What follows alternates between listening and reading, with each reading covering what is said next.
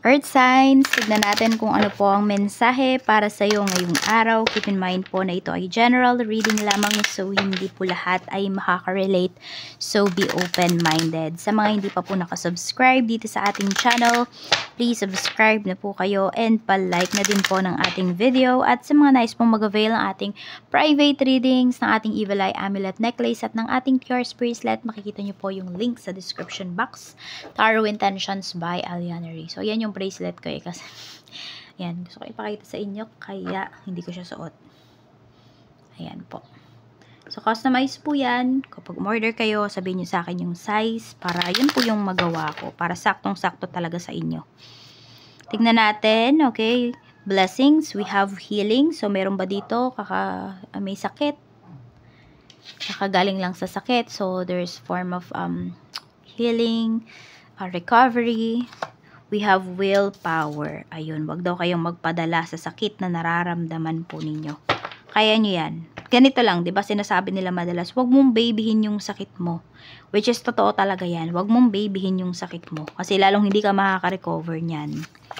We have clarity. Pero syempre, wag mo din namang bibiglain ng todo-todo yung sarili mo. Hindi ba? Ayan po. So, may healing na paparating. Okay. So, dahil kagustuhan nyo po talaga, na maging malinaw lahat sa life ninyo, darating po yan talaga. Ibibigay po yan sa inyo. So, wag kayong magbulag-bulagan daw dito. Yan yung pinaka-mensahe sa inyo dito ngayong araw. Tignan natin ano pa yung mensahe. Sabihin natin if may bagay na nagwo-workout sa iyo, then stick to that situation. If may mga bagay naman dito na alam mo na hindi na nagwo-workout sa iyo, bakit ka pa nagpapaka-stress? Tanungin mo din minsan yung sarili mo. Bakit nga ba ako nagpapaka-stress sa mga bagay na wala naman akong magagawa? Bakit nga ba ako nagpapaka-stress sa mga bagay na hindi ko naman mababago? Let it be. Tignan natin. Ano pa yung mensahe? Okay. Energy. Meron tayo ditong Two of Swords. Yung mga nagdadalawang isip kayo dito or may big decisions kayo na gagawin ngayong araw. Tignan natin ano pa yung mensahe. Nasa crossroads kayo eh. Ito yun siguro kung meron kayong i-give up. Hindi nyo alam kung ano ba yung i-give up nyo. Okay, ano to? We have groupie. Okay, so pwedeng ito yung mga friends na sinasalihan mo, sinasamahan mo.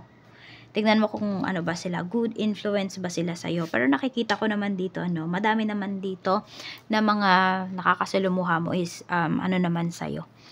Good influence naman, at saka sumasaya ka talaga.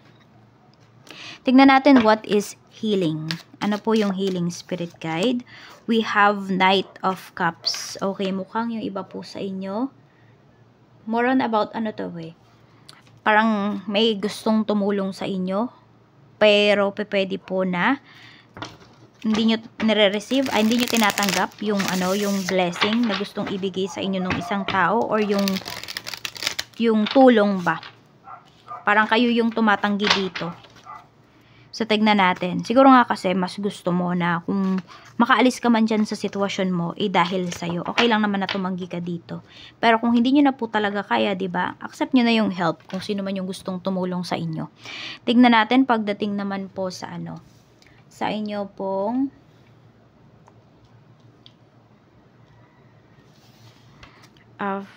ito. Willpower. We have Queen of Pentacles. You see? You have the power naman daw talaga to change your mindset, to change your situation. Appreciate mo lang kung ano yung mayroon ka. Huwag ka munang tumingin sa iba. Magpasalamat ka kung ano yung mayroon ka ngayon. Kayang-kaya mo yan. Kayang-kaya mong lagpasan yung mga problema mo. And yes, yung iba po sa inyo, yes, kahit mag-isa lang kayo, kayang-kaya nyo talaga yan. We have 10 of Wands. Yan. You're aiming talaga or eager ka talaga na malaman yung katotohanan. Kaya ayan po, full efforts ka dito ngayon. Actually, madaming nagbibigay ng stress sa'yo dito. Tignan natin. Parang you want to take some breaks. Check natin. Okay, yung iba din sa inyo pwedeng may problem kayo dito pagdating sa pera or namomroblema kayo ngayon. Parang iniisip nyo yung paparating Ayun, nai-stress kayo. Check natin, pagdating sa family, we have 3 of Pentacles. Meron tayo ditong Ace of Wands. Hindi ko alam kung yung family mo yung willing tumulong sa'yo. Kasi yun yung parang pinapakitang energy dito eh. Okay, may mga family members ka dito na willing naman silang magbigay ng help sa'yo. But, kailangan syempre, makiusap ka sa kanila. Oo, yun yung nakikita ko. Kailangan i-approach mo sila pagdating dun sa tulong na gusto mong hingin. Maging direct ka lang sa kanila. Tignan natin. Pero yung iba kasi, 'di ba, pwedeng yung tulong naman kasi na bibigay sa'yo ng family mo, hindi yung isusubo nila sa'yo lahat eh. Pwedeng sabihin natin, 'di ba nga, or pwedeng ikaw to, baka ikaw to yung nagbibigay ng help sa family mo, earth signs. So, sabihin natin, 'di ba, kunwari yung lagi mo lang silang sinusustentuhan monthly. Tama ba 'yon? Nakakabuti ba yun sa kanila? Some ways, some hindi. Pwedeng oo.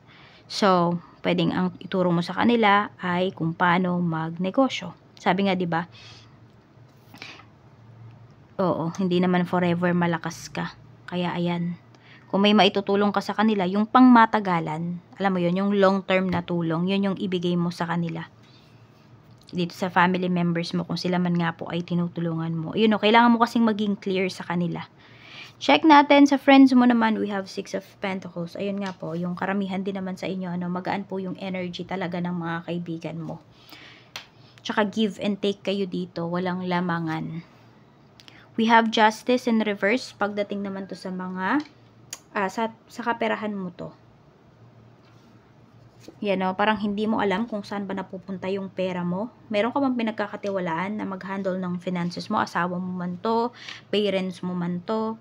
Yun, parang hindi mo alam kung saan ba napupunta. So, meron ka ditong pagtatanong sa sarili mo, saan kaya napunta yung pera ko? Ba't kaya naubos yung pera ko? Yan po. Or, meron pa talagang kinapupuntahan yung pera ko. Alam mo, very competitive yung pera mo, malakas yung pera mo, pwedeng meron ka talagang pera. I mean, may mabibili yung pera mo, hindi ka naghihirap, earth signs. Okay? Yes, meron kayo ditong problem sa money. Yan. Ito yung iniisip mo na problema. Yan. Pag iniisip mo pala siya, namamroblema ka talaga dito. Hindi mo alam kung sino ba yung, sino ba yung sisisihin mo? Sarili mo ba o yung mga tao na nakinabang sa pera mo?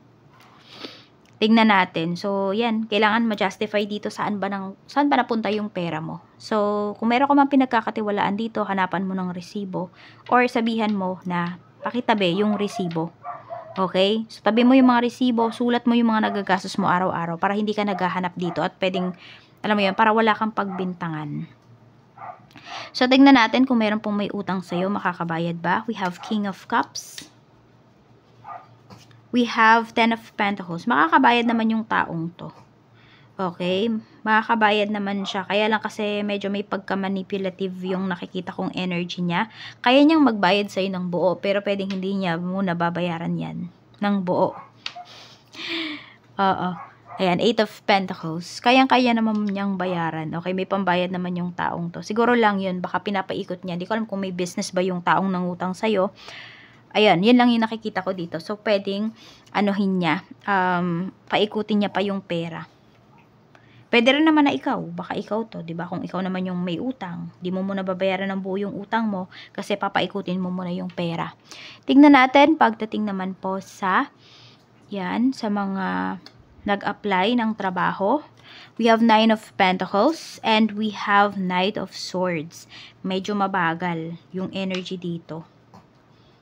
Mukhang lagi kayong nasusulot pagdating sa paghahanap ng trabaho. Ayan yung nakikita kong energy. Kaya hindi siya nagpo-progress. Try nyo maghanap sa iba pa. Mag-apply pa kayo. So, parang wala kayong marireceive na good news ngayong ngayong month. Tingnan natin. I mean, pagdating sa paghahanap ng trabaho yan. Check naman natin, okay, pagdating naman po sa trabaho. Sa trabaho naman, we have the Sun. Very positive naman yung energy natin dito pagdating sa inyong trabaho. We have 2 of Cups. Nakikita mo yan. Maganda rin yung, maganda rin yung connection mo with your co-workers. Wala ka namang problema. Tsaka balance yung trabaho po ninyo. Hindi ka masyadong pagod sa trabaho. Ngayon. yung may nagagawa ka pa. Ayun yung nakikita ko dito. Sa negosyo naman, we have 4 of Pentacles. Meron tayo ditong The Hanged Man. Okay, meron naman dito, parang nakahang yung pera ninyo. Ibig sabihin, pwedeng nakalabas lahat ng pera ninyo ngayon. Well, sabihin natin, hindi naman siguro lahat ng pera ninyo, pero karamihan po ng pera ninyo nasa puhunan pa. Which is okay lang naman. Kaya lang kasi pwedeng nababagalan yata kayo dito. Nababawi, no? Nababagalan kayo. Feeling nyo, hindi nyo pa na talaga nababawi yung pinuhunan ninyo. So, okay, mag-alala kasi mababawi nyo din po yan. Be consistent lang talaga. Ayun o, feeling nyo walang pag-usad. Yun yung nararamdaman nyo. So, tignan nyo ano ba yung pwede nyong gawin para dito sa negosyo ninyo. Para mas mapabilis yung pag-ikot ng inyong pera. Yun lang, medyo parang nalulungkot kayo dito. Tignan natin sa love life naman po sa mga single. We have 3 of Swords. Broken-hearted pa rin ang ating mga single dyan na earth signs. Nasasaktan pa rin kayo, hurt pa rin kayo. So, siguro sabihin natin, nandun yung naka-move forward na kayo, pero ayaw nyong pag-uusapan, ganyan. Kasi nasasaktan pa rin kayo, nandun pa din yung sakit. Pero alam mo na hindi mo na mahal yung taong nanakit sa'yo. We have 5 of Cups para naman po sa mga in a relationship. May mga pagsisisi. Mukhang hindi stable yung relationship nyo ngayon. May sisihan ba dito na nangyayari, na nagaganap? Malungkot yung energy. Tignan natin pagdating naman po sa yun na, malungkot yung energy ninyo. Hindi ko alam kung ano nangyayari dito. Pero alam mo yun, shaky yung inyong relationship ngayon. Sa mga mag-asawa naman po, we have Ace of Swords. At meron tayo ditong The Star. Ito naman may reconciliation naman na pinapakita dito pagdating sa mga mag-asawa. So kung nagkasagutan man po kayo, ayan, magkakaayos din. Merong manghihingi ng sorry, may magpapakumbaba dito. So, ayan lang po ang mensahe. Maraming salamat po. Mag-iingat kayo always and more blessings to come.